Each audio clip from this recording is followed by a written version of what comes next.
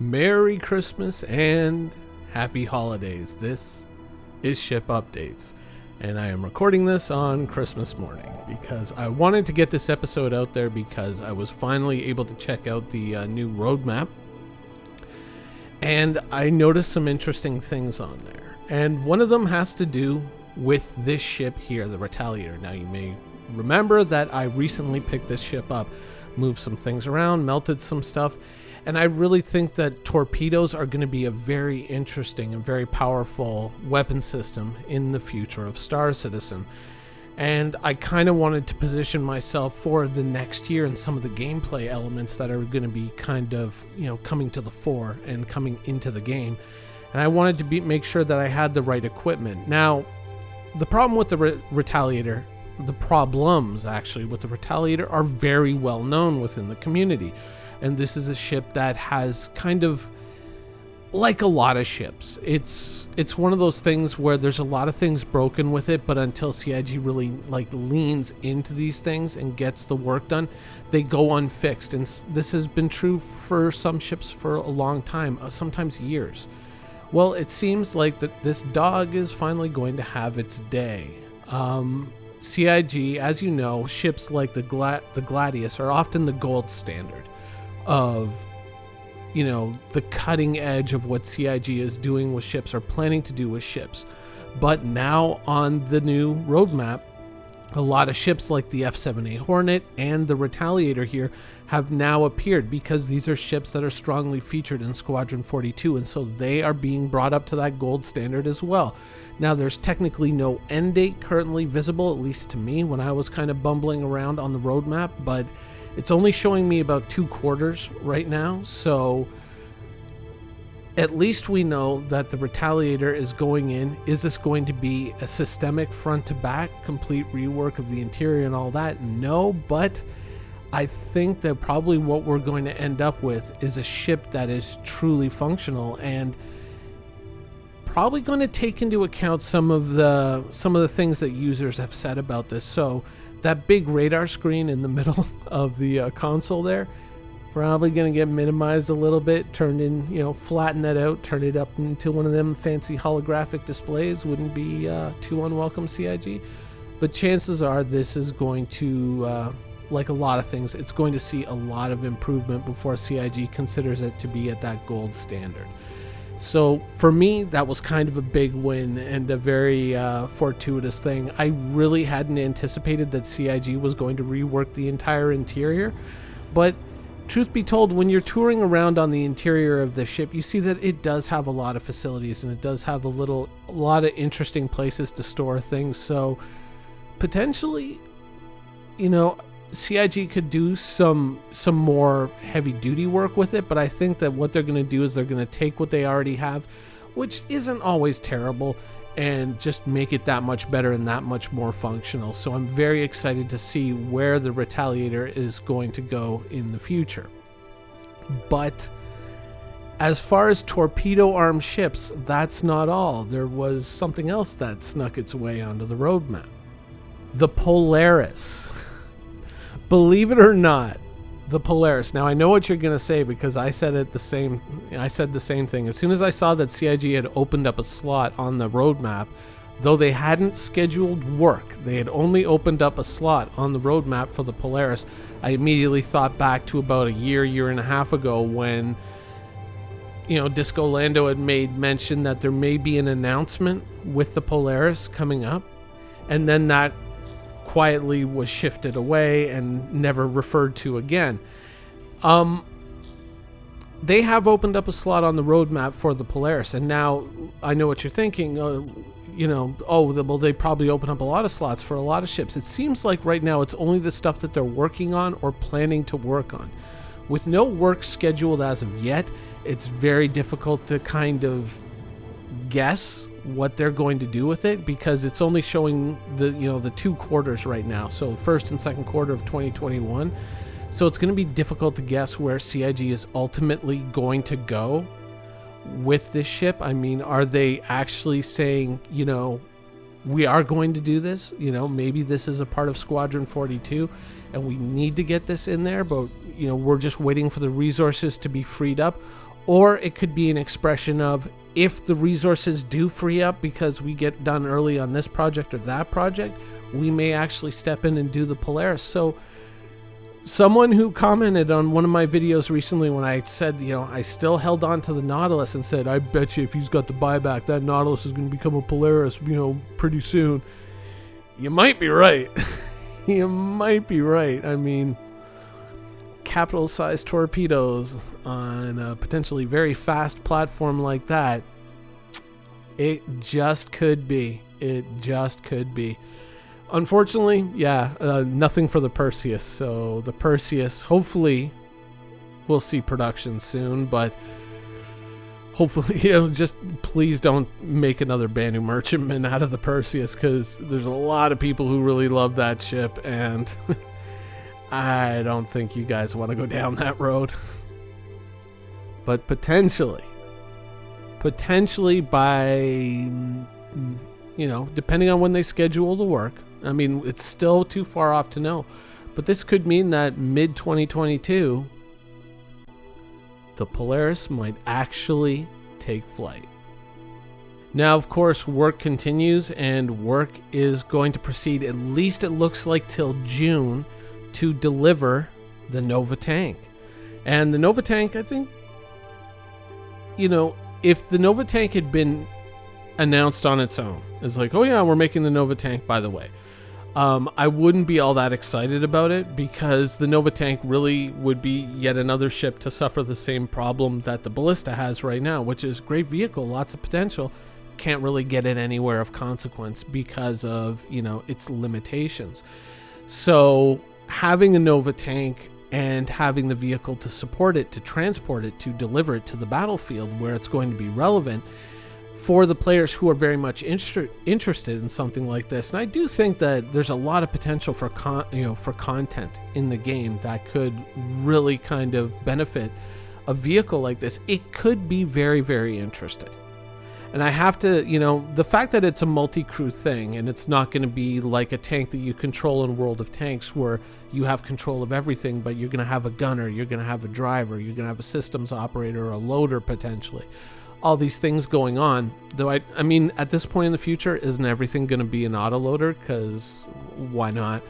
But I think that for those who are really into this type of gameplay and are willing to invest in that logistical, train to deliver this to places where it's going to be relevant and going to be used, I think that that space tank is probably going to be a very personally rewarding vehicle, and they're going to enjoy it a hell of a lot. Though I still would like to reiterate the fact that I would not use real world money to get this vehicle.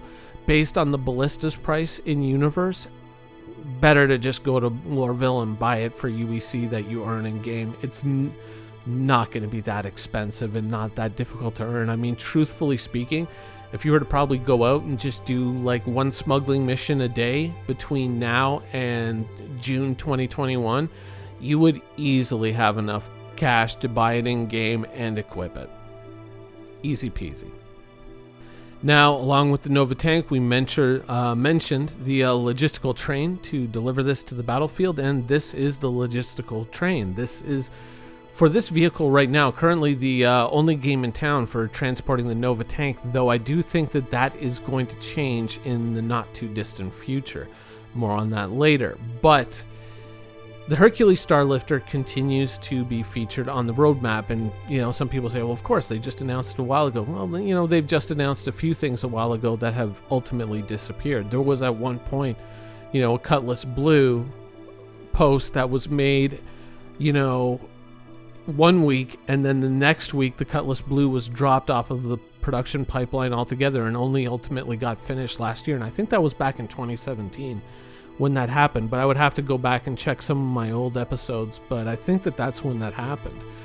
But with the Tonk coming out and the Ballista already here, you need something to transport it, and here it is. Now, some people have expressed an opinion towards me, some in game actually, stating that they think that ultimately what's going to happen is that with the arrival of the Hercules starlifter, that ships like the Caterpillar are going to cease to be as useful in atmosphere, and that the Hercules starlifter is going to be the atmospheric cargo hauler, and the Caterpillar is going to be relegated to the space cargo hauler. I don't think that that's really what's going to happen. I think that the Hercules starlifter is going to be the cargo hauler that has not only more capacity, at least in the civilian kind of cargo variant, but it's also going to be the one that has the most ability to deliver large vehicles and things like that. And that's going to be its niche, and that's going to be where it's different. Whereas something like the Caterpillar, which is actually surprisingly quick for a cargo ship and surprisingly easy to handle in the atmosphere, is going to maintain that into the future. And it's going to be viewed as more of like the low cost, a higher risk ship out there. And so if you're willing to absorb those things and you don't have to worry about transporting heavy vehicles, that's going to be more the ship for you. And that's how I think that these two ships are going to break down. And I think ultimately, if you were to buy them both and look at what the UEC value in universe is going to be, this is going to be the top dog in terms of dollar value. In UEC terms, this thing is probably going to cost 3 to 4 times as much as a Caterpillar in universe. So if you were looking for a way to like maximize your real world money as it translates into UEC and the PU, this would probably be the way to go. And if you were looking for the widest possible application, civilian applications specifically, for your cargo hauler, this would probably also be the way to go. But I think the Caterpillar is still going to hold its niche, and it's still going to kind of have its death grip on the hearts of those that own it, especially after we got that new pirate paint job, which is so sick and so great. So, but yep. So far it's only the baseline Hercules. It's not the bomber variant nor the semi-militarized variant. You would think that in terms of efficiency, CIG would probably try to get a threefer and get them all done at once, as one kind of package deal. But I think that what CIG is probably going to do is they're going to go do the core kind of civilian cargo variant first, learn their lessons about the ship with that variant, and then produce the militarized variants afterwards. So remember, if you own the ship, you're very excited to get your hands on it and get out there and play with it. Remember, to give feedback, because in the future, these next two variants are going to come up, and maybe there's a couple of places where CIG kind of tripped or stumbled with the production of this ship. And so it's a good thing to kind of get those out there and get CIG thinking about these things. A lot of these troubled older ships like the Retaliator here, yeah, they do have their problems, and yeah, there have been some very contentious moments with the community. But these later ships like the Mercury Star Runner, things like the Corsair coming up, things that we really like that CIG has done, a lot of that is the result of CIG kind of learning their lessons, both through them going through the practical execution of making these ships in the game and feedback from the players. So make sure to make your voice heard. Now, one of the more interesting things to do with Hercules is it's of course a Crusader ship. Now, Crusader, of course, is a planet that we have been living around in the persisting universe for well over 3-4 years now, since we got the first version of the PU, which was Star Citizen 2.0 or 0.2.0, really. We've been around Crusader for a long time, since we've had Port Olisar, since all of that. And with the upcoming landing site and hopefully CIG kind of freeing up resources away from Aegis and Anvil and Squadron 42, a lot more Crusader ships have come to the fore. And it's kind of funny to think of it, that this all started with the Starliner, which is a ship that nobody's talking about anymore, because I don't think there's probably more than 100 Starliners still in people's hangars. There may be a few out there in buyback, but actually sitting in a hangar, probably not more than 100. I would actually love to see the statistics on that. CIG, please. But I was going to say Hercules. Crusader has made some very interesting ships. The Star Runner being a really wonderful ship. And this ship here, the Ares starfighter, the heavy starfighter, potentially representing a kind of shift away from, or another embodiment of that shift away from fighters to much more omni-useful ships, or much more interesting and much more competent ships in deep space. And this is going to be a very interesting ship to watch, and potentially a very useful pirate fighter when you're talking about pursuing and disabling cargo ships. This could be a very interesting ship in the future. Now, we know that the weapons are bespoke, but maybe there's some room on there for some other interesting systems. Interdiction-wise, potentially, CIG, I think. I'd love to know more about how you plan to evolve interdiction mechanics in the future. But any way you slice it, with the upcoming Crusader landing zone, Crusader has certainly gone from this kind of fringe and forgotten shipbuilder to right out front and center, right in the spotlight. And a lot of their ships look like serious winners. Except for the one that nobody owns. And finally, for a couple of years, this ship here, the Hull C, has lingered in Star Citizen Purgatory. This was originally slated to hit the game the same time the Reclaimer hit the game. In fact, this ship was actually a little bit out in front of the Reclaimer. And then ultimately it was shut down. There were problems with making the telescoping cargo racks, as I recall. Something about transiting from one kind of physics realm to another in between those telescoping sections of that central area of the ship, which can neither squeeze in and fold out.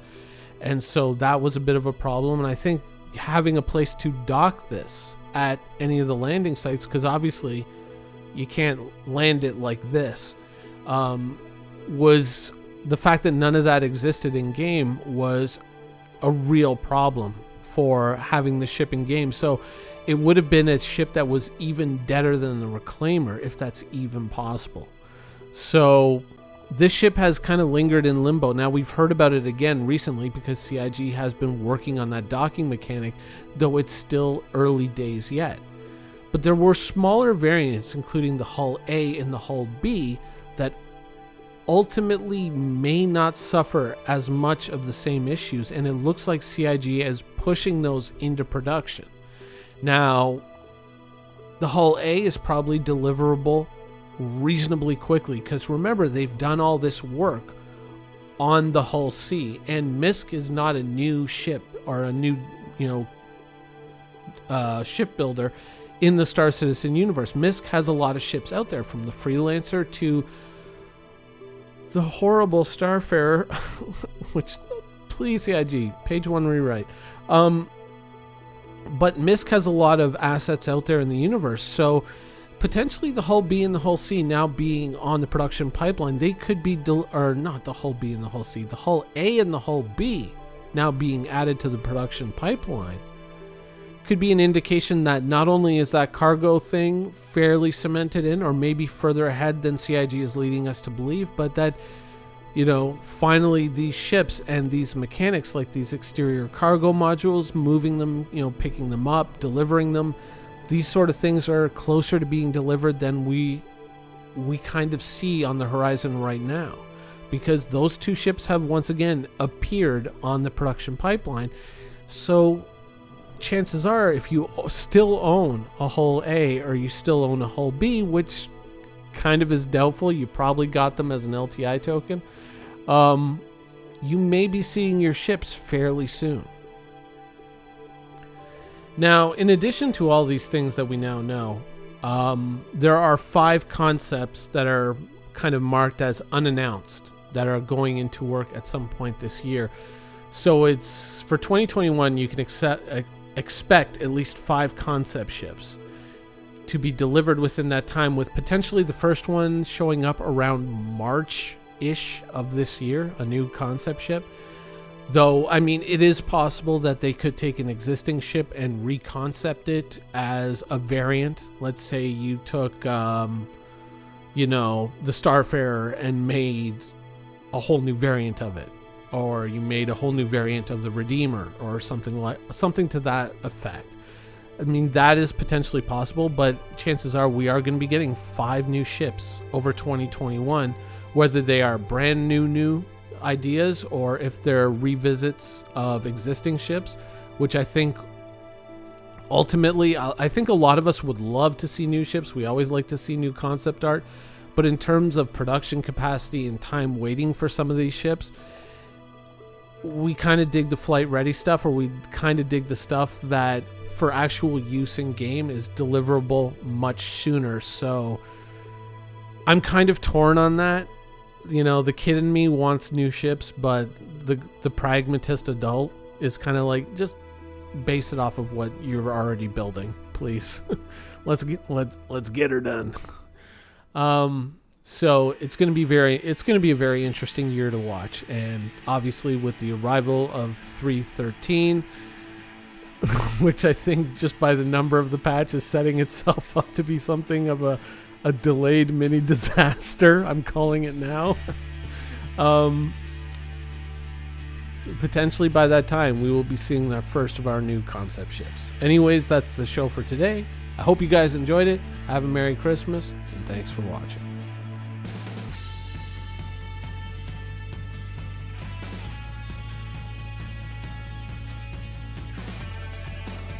Thank you for watching. So if you want to keep up with the latest and greatest in Star Citizen and Squadron 42's development, please follow us on our social media channels. See you soon.